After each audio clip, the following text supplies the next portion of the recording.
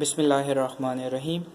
Basic knowledge के साथ एक बार फिर हाजिर हैं। आज जो बेसिकली हमारा टॉपिक है वो है सिंगल फेज मीटर के कनेक्शन के हवाले से।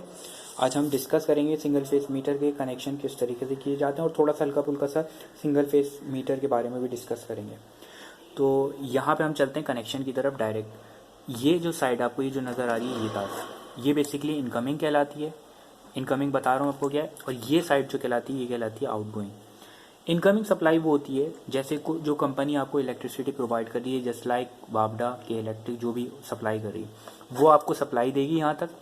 और इसके कनेक्शन पहले आप इसमें करेंगे रेड फेज, यानी कि कोई भी जो फेज है वो इसमें कनेक्ट हो जाएगा और न्यूट्रल बराबर वाले में कनेक्ट हो जाएगा।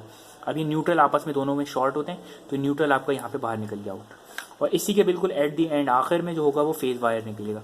अब फेज वायर को आपने क्या करना है, फेज वायर के आगे आपने एक ब्रेकर लगा लेना। अब ये साइड ये आपके एंड में है। आप इसमें न्यूट्रल में चाहे प्रोटेक्शन लगा दें, फेज में लगा दें, फेज में तो लगेगी, न्यूट्रल में अगर लगाना चाहें न्यूट्रल फ्यूज लेंथ भी आता है वो भी लगा सकते हैं। मैंने सिर्फ ये फेज में लगाया है। अच्छा, फेज जो है फेज में आपने ये मैंने कटआउट लगा दिया है।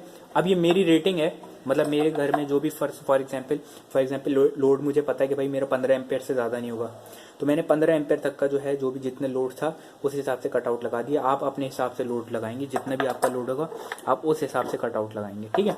तो ये आपका कटआउट हो गया उस हिसाब से। अब ये मीटर, इस मीटर की तरफ अगर हम आते हैं तो मीटर पे ये देखिए कुछ रेटिंग आपको नजर आई है, 220 वोल्ट का है और ये 20 एम्पेयर मैक्सिमम इसमें है और 50 हर्ट फ्रीक्वेंसी और 600 आर स्लैश किलोवाट आवर्स। मतलब ये है इसका 600 किलोवाट, 600 मरतबा जब ये निडल घूमेगी ना, रेवोल्यूशन लेगी, तो 1 यूनिट आप कंज्यूम कर लेंगे। अब यूनिट कहाँ पर नजर आएंगे आपको, यहाँ पे देख सकते हैं। अब ये आपको 0.1 नजर आ रहे हैं ना, इसका मतलब है कि जब 10 पर आ जाएगा, नहीं 9 पर आएगा तो यहाँ पर 1 यूनिट गिर जाएगा। 10 होंगे पूरे, 0.9 होगा, 10 जैसी होगा तो ये 1 यूनिट कंज्यूम हो जाएगा। फिर जब ये 10 1 हो जाएगा, ये 9 पर आएगा तो 10 यहाँ पर आ जाएगा। इसी 10, फिर इस तरीके से 1000, इस तरीके से आपके यूनिट बढ़ते रहेंगे तो वो शो होता रहेगा उसमें। तो ये है, उम्मीद है आपको समझ में आएगा। Thank you.